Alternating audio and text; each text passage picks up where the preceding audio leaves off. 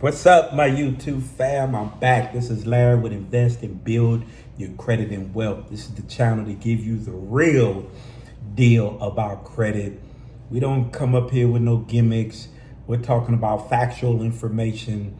We're talking about how to factually dispute. We're talking about strategies, how to get stuff removed. And we just keep it real with you on credit. But today, we're going to talk about the mistakes people make when trying to rebuild their credit.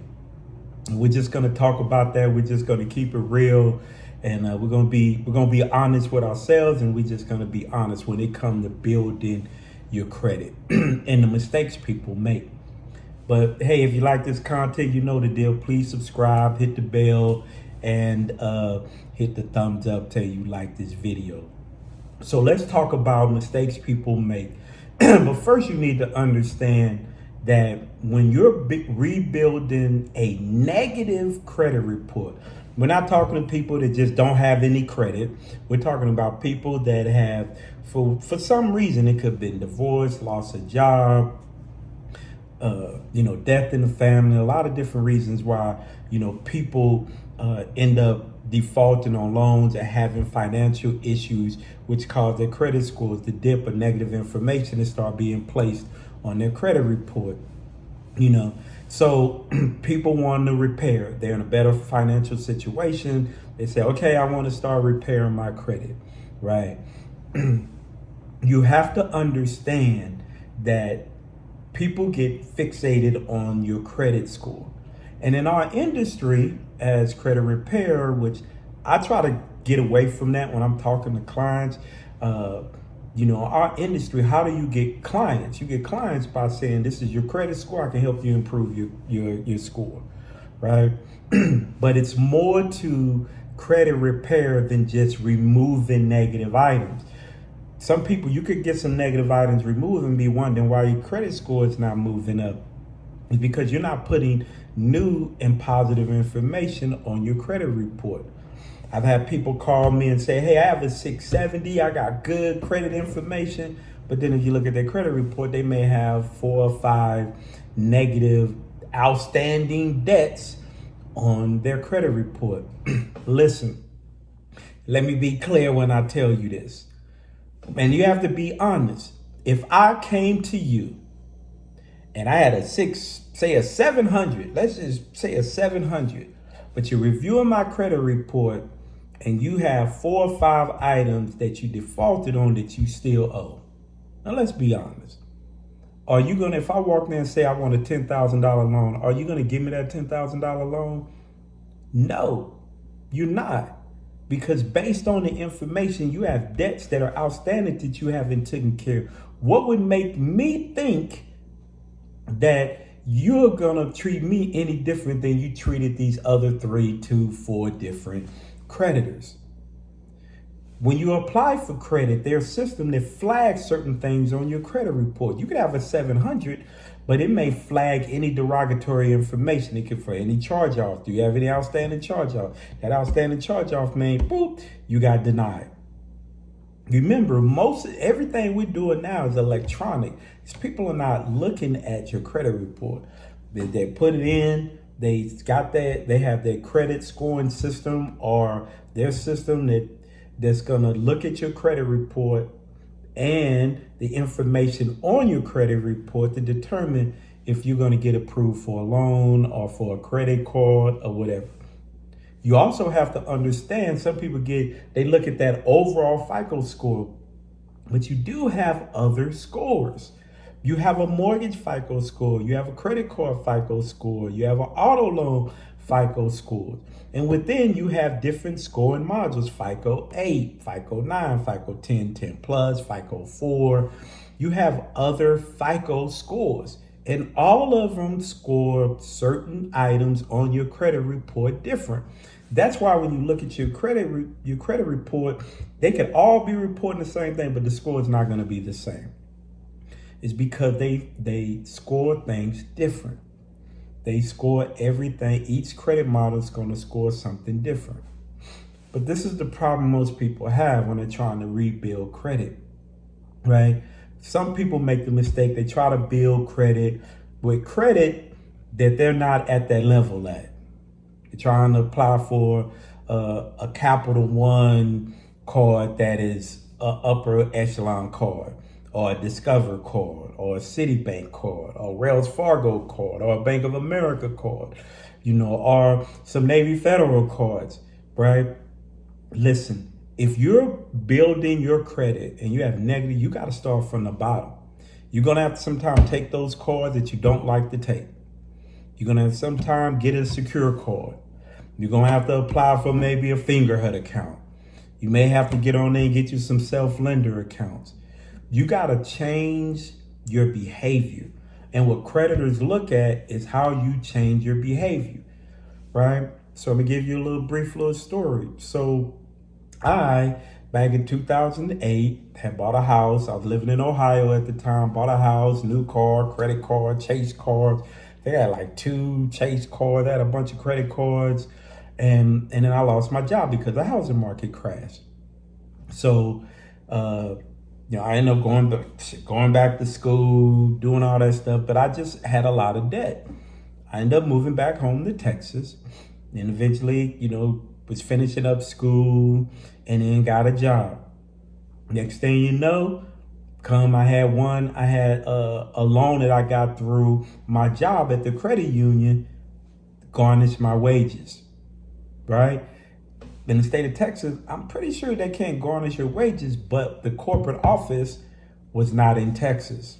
It was in Florida. Then I was just about to receive a bonus check. And they were taking 25% of my pay, 25%. So I was like, whoa. Then I had an HOA from the HOA I owed from the house that I had in Ohio tried to garnish me again because my corporate office wasn't in Texas. They were going to try to take 50%. So what I did, I was like, nope, that ain't going to happen. I know better. So I ended up filing bankruptcy, right? So when I filed bankruptcy in 2013, from the point I left that courtroom, I started building my credit. I didn't wait for 2 years. At the day they signed and said, I started building my credit. What did I do? I opened up me a fingerhut account. Then I opened up me a secure card. And then I found somebody that would give me a loan. Yes, the interest rate was like 18%. It was high. But I knew I was going to have to go through that. I knew I needed to put some positive and change my information on my credit report. So what I did, I knew my interest rate was higher on my car, so I made an additional payment. I don't care if it was $50, $100, $150. I would make an additional payment every month to try to cut down the principal, which cuts down the interest and the amount of interest that they can take, because you're lowering your principal a little faster. So that's what I did. And then I went and got me one of those little First Premier credit cards, where they were charging you $10 fee a month. I was okay with that because I wanted to put that positive information on my credit report. And then I found other cards to get into. And then on my secure card, I would add money to it. Every month, I would add $100, $150, so I could increase the credit limit. Because it doesn't, even though it may say secure card, it was reporting good and I was having a high balance. So I continue to do that. I continue to add positive things on my credit report.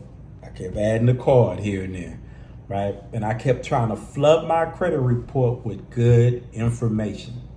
And I was like, I probably had about 6 or 7 credit cards and they were all them jacked up credit cards. But I wasn't thinking about these jacked up cards. I was thinking about I need to put positive information on my credit report. And as time started moving, right, and my bankruptcy was getting older and older, and I also started disputing and trying to disassociate accounts that said under bankruptcy. I was starting to get that stuff removed, not removed off, but just the comments removed that it was included in a bankruptcy. So I was working on that. And then I was looking at my credit report. And then I was looking at creditors that was still saying I had a balance on this account, or they was reporting a past due balance. I was cleaning all that stuff up. All that stuff I was cleaning up. And I was adding new stuff on my credit report. So let's fast forward. When my bankruptcy fell off my credit report, and this is where I'm getting back to telling you that some stuff that you think are damaging your score is not, because it's so old. So when my bankruptcy fell off my credit report, my score didn't raise 1 point. It didn't raise 8 points. That's what I keep trying to tell people. They get so fixated on there. But things that were keeping me from getting those upper echelon cards is just that bankruptcy was on my credit report. If I applied in a system, then that system would flag it that he's filed bankruptcy, which would deny me. Had nothing to do with my score. So what I'm trying to tell you is don't get fixated on that score. If your credit report is negative, you need to start putting positive information or trying to put positive information on your credit report. It's like starting all over. It's like being a baby that can't walk. You're going to have to take them little steps. You can't run. You wobbling, trying to run. You just got to start all over again. But by you doing that, eventually your credit will get better and better and better and better. Too many people are trying to, you let these people tell you they can get this accurate information removed off your credit report, and you wasting money. You going in here and you got a charge off from an original creditor that's reporting right. They have the contract, they got when you took out the loan, they got every statement, and you're trying to get that removed. If you get it removed, you're the few. But in most cases, you're not going to get that removed because it's accurate information. And Metro 2 says creditors are not allowed to remove information from your credit report, especially if it's accurate. The only time you could be removing that if there's an error in reporting. Now, if you go in and you find that there's an actual inaccuracy reporting, yes, there's a good chance you can get that deleted. But most chances, they're going to probably just update it. And that's the problem. People are so fixated on trying to remove some information that's not going to get removed. What you need to do is you need to try to get that debt settled. Do not let nobody tell you that an unpaid debt is no different than a paid debt. I prove it to people all the time. If you pay off a debt, your score will go up, right? It is a difference between an unpaid debt and a paid debt. Now, it's a difference between a charge-off and a collection company. With a collection company, I know me, you can get that stuff removed off your credit report. The strategy is out there, right? I use restrictive endorsements. So you can get that stuff removed off because you have the leverage, especially if it's outside the statutory limitation. They cannot force collection on you. So you have the authority, you have the power to negotiate to get that stuff off. But me, I use a strategy because I don't like having conversations with them, right? And I have a video that I post up that I talk about my restrictive endorsement strategies, but I get that stuff removed, right? So that's the thing that you have to look at. A charge off, in most cases, it's not going to come off unless you can get a 1099-C. And no credit repair company can tell you every single creditor if they would give you. Some creditors may give it to you. Some creditors may like, we don't do that. So nobody can tell you. I don't even tell my clients, I say, we can try to request a 1099-C, but there's no guarantees because I don't know this creditor. The only creditor that I know that is pretty good with 1099-C is Capital One. But a lot of these creditors do not give out 1099-Cs. You may can get one, but a lot of them don't. And I can't tell a client that, hey, I can get this charge off removed and request a 1099-C. We can try it if they want to try it, but I never give that guarantee. Because in most cases, they're reporting, they may not, in most cases, it's being reported accurate. If it's not being reported accurate, maybe they got 30 days late in June. And then, Experian may say 30 days late in June. TransUnion say it's okay. Equifax say it's okay. But is the balance wrong? Is the date open wrong? Is the past due balance wrong? If none of that's wrong, that one little error is not going to get it removed. You can let somebody tell you it is, but I promise you it ain't. You're going to be frustrated. You're going to be frustrated. You've been paying somebody $150 to work on your credit every day, every month, and you didn't spend $700-800, and that same charge off is on there. What I tell my clients is, listen, we can try to get it off, but let's not play. Let's settle it. Let's move forward. You're too busy trying to battle, trying to get something removed off your credit report instead of starting to battle to put new positive things, settle the debt, and move on so you can get the stuff to fall off your credit report. You cannot afford to allow something to ride on your credit report for 7 years. You just sometimes you just gotta take a nail. Sometimes you just gonna take a nail. And you got to be okay with that. You got to be okay with taking it out, because the long term is I need to fix it. I need to put this positive stuff on my credit and move forward. Time is going to roll. That stuff is gone. Just like me, I filed bankruptcy. I was like, damn, 7 years, that stuff is gone. Boom, bam, it's over with.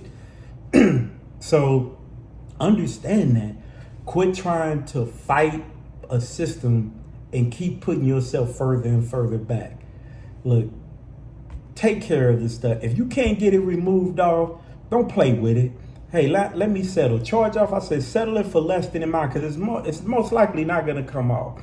So just settle it for less than the amount. You have to realize, even if you get denied a credit card and you say, I would like a second opinion, can I get somebody to actually look at it? I know this went through your automated system, but I would like somebody to actually look at it. My credit report, my credit, everything that I've done to improve my credit is on my credit report. I would really like somebody to look at it, and hopefully they'll give me an opportunity, right? You can end up talking to somebody, but then if you got unpaid debt, they're going to tell you no, because there goes the indicator that you're not going to pay. But if it's all taken care of, nobody knows why you went in there. You could have lost your job. No fault of your own. Company went out of business. It's not your fault. So some things could be happening to you that you could explain, but you took care of all the negative things that are reported on your credit report, right? Build. I believe in let's look at your credit report. Let's get this negative stuff off. If we can't get it off, let's get it settled, and let's put some positive things on your credit report, and let's move forward. Your credit score will go up. The other thing is, you start on that now, 3 years, 4 years. Now you didn't have the car 4 years. Your length of credit is moving back up into the excellent range. Usually 7 years. They say a length of credit 7 years, you start getting into the excellent range. Excuse me.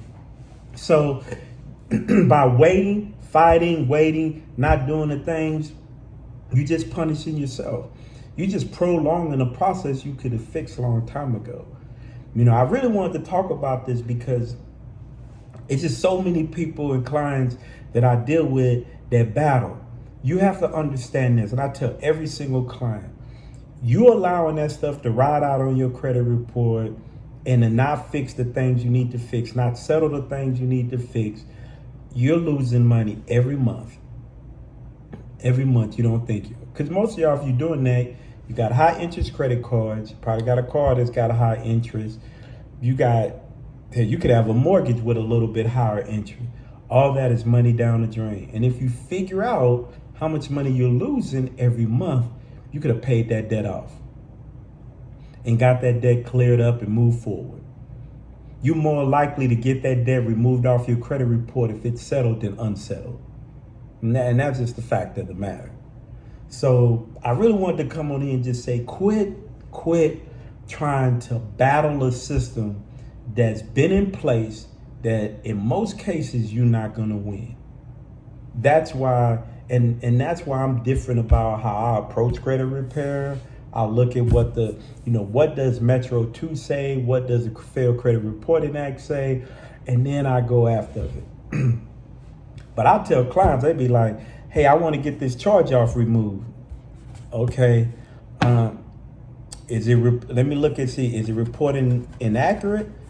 Do you owe this amount? Yes. Did you open this account? Yes. How am I going to get that removed? You think the creditor is just going to remove it off because maybe a 30-day in June is not the right? They're not going to do it. They're just going to update it. And the credit bureaus are just going to play games with you on that because they know the original creditor ain't saying, is the balance right? Yes, the balance is right. Yeah, verified. It's accurate. But you doing all that battling, you could have went ahead and took care of it. So, the main thing I just want to say is take care of the things that you know are not going to get removed. The things that you can get removed, like collection accounts, stuff like that. Now, if it's a collection account, Metro 2 says it has to report whoever the original creditor is. If it's not saying that, that's a major inaccuracy. If it's saying the past due balance, that's a major inaccuracy. There's 3 reasons. I did a video on that on the date of last activity. The only time that date should move. There's 3 times that date should move. I did a video on that too. So there's certain things that you can get removed in battle. So the main thing I want to in this video is don't play. Don't try, because I get some people, I'm not going to pay somebody. I'm just not going to pay them. I'm not going to pay them. I ain't paying them jokers nothing. You're not hurting them. The only person you're hurting is yourself. Because all they did was put that on there to warn the next creditor that you don't pay. Right? That's all they're doing. Warning the next creditor. And all that's doing is keeping you behind the power curve. Credit is the access to money. So if you would never get $1,000, $15,000, $20,000 credit card if you're carrying outstanding debt. You ain't gonna get them. I don't care what nobody tells you. Somebody can give you an authorized user, but you're not gonna get that card in your name until you figure out, I need to take care of the stuff that I can take care of. I need to put positive information on there. I need to do all of that. So that's just my little conversation between you and my YouTube family and the people that deal with credit. Listen, don't let nobody tell you that a paid debt is the same as an unpaid debt. If they tell you that, tell them to show you in the FICO scoring system that that's true. Because all of them are just talking. Half of them don't even understand the FICO scoring system. Or what different FICO scoring systems and how. Because I never hear them talk about that. And some of these people on here, I never hear them talk about that. Right? And I'm going to do a class on the FICO scoring modules for y'all. And kind of break a lot of things down for you. So those are the things you got to understand. Those are the things you got to put into play, as I say. You got to understand those things and understand your score and how you can move forward to eventually get those cards, to get them low interest rates and all that. Been there, done it. There's a video that I just kind of laid down some of my cards, that I did a video on how to leverage your credit. Listen, that ain't even all of them, but I don't use them like that. I use them because I have them because it's the access to money. And if I need to, I can use that access to money. Because sometimes I'm doing investments. I may say, well, damn, man, this is a great time to buy this stock. I'm going to take $500 off my card, and then I'm going to pay it off before the statement date, give them their $500 back, don't pay interest, be able to put that money on that stock at that particular time so I can get the returns on it like I want. That's the access to money. That's how you leverage things to put more money into your pocket. So, but you can't do that if you're going to fight it. You know, take care of the debt that you know you can't get removed. Add new debt. Take care of that debt. Keep your utilization under 10%. Pay your bills on time. Eventually, that negative stuff is going to fall off. It's going to fall off. But it looks better on your credit report that is paid than unpaid. And I hate when people get on here and say, that charge off is not going to make no difference if it's paid or not paid. You sure it's not going to do that? No, it's not going to make a difference. So if I pay it, it's still going to have the same negative effect if I don't pay it. Yeah, that's the wrong answer. Because all of us, if somebody came to you and showed that they had all this unpaid debt, would you loan them money? You're more liable to loan somebody money if you looked and say, yeah, I see you made some bad mistakes in your life, but I see you paid all your debt and you paying your bills on time. No, we're probably going to give you a loan. We may not give it to you for 2.9, but we'll give it to you for 7.9. But that's the main thing I just want to get out. Quit battling a system that you're not gonna win, right? Some of that you're not gonna win. Some of it you're gonna win, some of it you're not. But you gotta know how to play the game. You gotta know how to make sure that you can manipulate the system. Overshadow the negative with positive. You got one negative and then you got 20 positive things reporting. That one doesn't look that bad. But some of y'all got 5 negative things and only 2 positive things reporting and mad because you can't get credit. Think about it. So, but that's it. But hey, if you need any help, you got any questions, you know the deal. You can email me. My email is in the description. You have any questions about charge-off, collections, repossession, anything about credit. You want to know how to build the credit, how to leverage your credit. You want to know any of that, shoot me an email. Talk to me. I'll tell you different strategies. I help. Like, I'm one of the few people, if you call me and leave me a message, I'm going to get back to you. And anybody that looked at the video that has reached out to me, leave a comment and tell them, yep, he'll get back to you. Because I get back to everybody. And I keep it real with them. I don't tell clients that I can do stuff that I know I can't do. Just so I can get some money from them. No, I don't get down like that. And I don't even do this for about the money. Like I said, retired military, I got my credit repair business. My wife is opening up a business. I have a full-time job. I'm even starting another YouTube channel on my car that my C63 Mercedes that I've got built out. It's all, looking all fast and having a good time rolling out there in the car community. But listen, I'm here to really, truly help you and give you real information. I just shake my head when a lot of these people give y'all bogus information and y'all go out and try it and it don't work. And I'm just like, I think the number one thing that gets on my nerve is these people on here to tell you that you can trick the system by making 2 payments and it's going to raise your score. And then I'll be looking at people's comment like, oh, that worked. Your score only went up because you reduced your utilization. It didn't went up because you tricked the system, because creditors only report to the credit bureau once a month. They don't report twice a month, once a month. That's all the time they report. So if y'all want to believe all these people with these tricks and all that stuff, man, I'm telling you, I just be shaking my head. But that stuff don't work. You just reduce your utilization. That's what worked. You made 2 payments. Your utilization goes down much faster, which caused your credit score to go up, right? But if you got a bunch of negative, your credit score is only going to go up so much.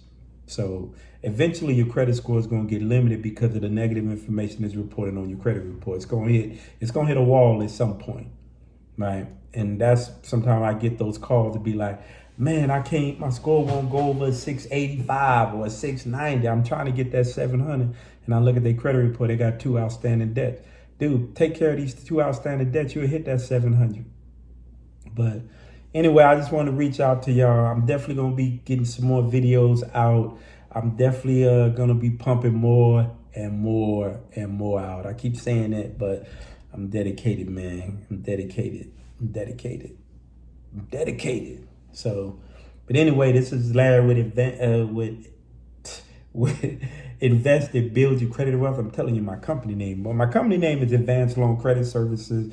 Sometimes they get emails, they see that they're not thinking about they're thinking about the YouTube name, but that is my business name. It's Advanced Loan Credit Services. That's where my email come out. But Invest and Build Your Credit and Wealth.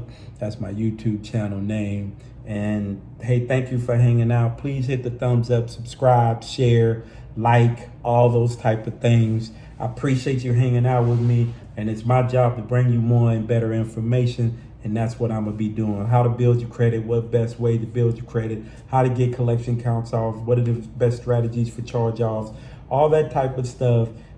What could happen, what can't happen, what Metro 2 says. I know some people been asking me about, can I give a class on Metro 2?